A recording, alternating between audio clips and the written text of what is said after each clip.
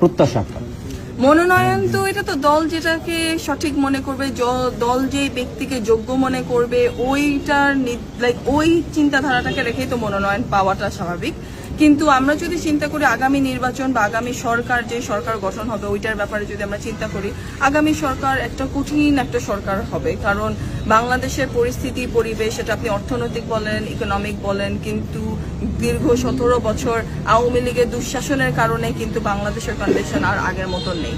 তো এখন আমরা যেই দূর সময়ে গিয়েছি এবং এখন এই মুহূর্ত যেটা আছে এটাকে উন্নতি এবং উন্নয়ন করার জন্য সরকারে যোগ্য, অভিজ্ঞ এবং শিক্ষিত ব্যক্তি দরকার।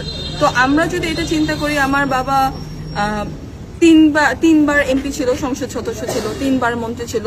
ওনার সুযোগ হয়েছে যে উনি জিয়াউর রহমান সাহেবের সময় এলজিআরডির মন্ত্রী হিসাবে দায়িত্ব পালন করার জন্য, এবং জনগণের ভালোবাসা এবং জনগণের আশা আছে, আকাঙ্ক্ষা আছে এবং জনগণের সমর্থন আছে, যেটার কারণে আজকে আমরা এখানে আসছি, আমরা এই লিফলেটটা বিতরণ করছি।